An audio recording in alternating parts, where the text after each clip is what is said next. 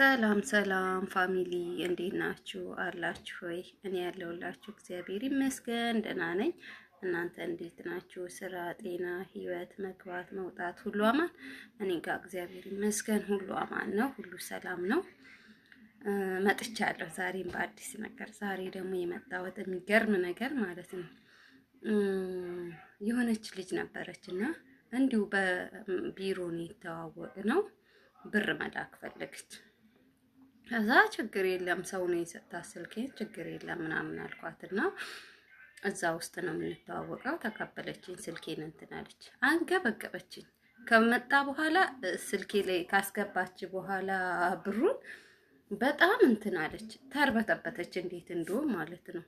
አረ ችግር የለውም እኔ እንዲህ አይደለም ምናምን ብዬ ላስረዳት ሞከርኩኝ። እውነት ነው ግን እኛም በአንድ ወር እንኳን በውጭ በር ልከን እንቅልፍ አንተኛም እስከሚገባ ድረስ በቃ ችግሯን ችግር ያርግ ተረድቼ እያለሁ አልተረጋጋችም። አሁንም ለከሌ ያስገብልኝ ላኪልኝ በቃ ምናምን አለችኝ። ሁለተኛ እንደዚህ አይነት ነገር አላደርግም ያልኩትን ነገር ማለት ነው። ከዛ እሺ አልኩኝ። ሰውየውን ወደዚህ አካውንት እንዲገለበጥ ወደ ላከችልኝ አካውንት እንዲገለበጥ አረኩ ማለት ነው። ወዲያችሁ ለካ ያኛው እንደኛው ሚልክ ነው ግን ወዲያችሁ ተበላች ማለት ነው። ዛሬ ይሄን ወሬ ብዬ ሳይሆን የመጣሁት ቁም ነገሩ ከዛሬ 15 ቀን በፊት ያው ልጅቱም ታየኛለች ልጁም ያቀኛል።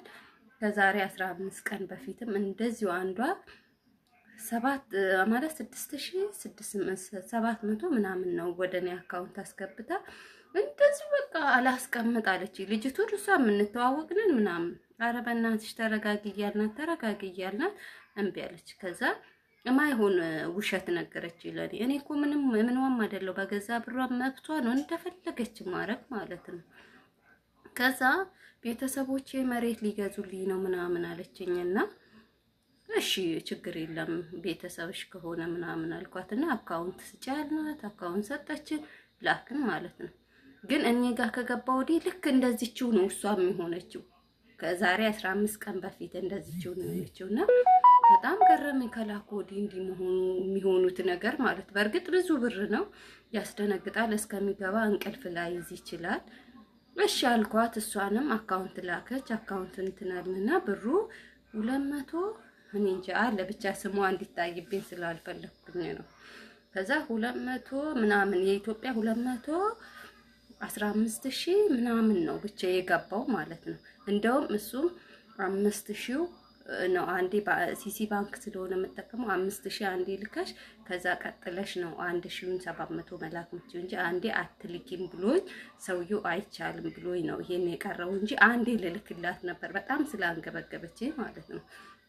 ከዛ 1,700 ተረፈላት 5,000 ተበላባት ማለት ነው። ያሁኗም እንደዛው ማለት ነው። ችግር የለም እኔ ጋር ይሁን ምናምን እያልኳት ይሄ ሁለት ሰው መጣ ማለት ነው እኔ ጋር ማለት ነው። እባካችሁ የመዳም ቅመሞች አንደኛ ብራችሁን ስትልኩ አስቡ፣ በደንብ አስቡ። እዚህ ጋር ዝም ብሎ በቀልድ አይደለም የመጣው። አንገት የተፈጠረው ዞር ብለን ለማየት ነው አይደል እንዴ? ዞር ብላችሁ አስቡ። ከቤተሰብ የሚበልጥ ነገር የለም። ብትችሉ ቤተሰብንም አስገቡ እያልኩ አይደለም። በራሳችሁ አካውንት ቢሆን የተመረጠ ነው። ስትልኩ ደረሰኝ አለ። ካፈራችሁ የምትፈሩት ሰው ከሆነ አዲስ ሰው ከሆነ ማታውቁት ሰው ከሆነ ደግሞ ትንሽ እያረጋችሁ ላኩ። ያ ሲገባ ያ ይገባል፣ ያ ሲገባ ያ ይገባል። እና እባካችሁ አስቡ። እኔ የእውነት ነው የምላችሁ። የመጀመሪያው በጣም እያቃጠለኝ የሁለተኛዋ ደግሞ ይሄንን ነገር ስትደግምብን የእውነት በጣም ነው እንትን ያለኝ በጣም ማለት ነው።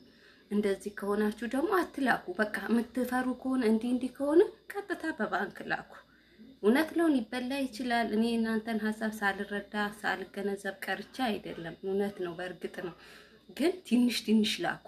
ደግሞ ስትልኩ የምትልኩትን ሰው እንትን በሉ። ድሮ ነበር እከሌ በላኝ ወንድ በላኝ እንዲህ ዛሬ ላይ ግን ያለ አይመስለኝም ነበር።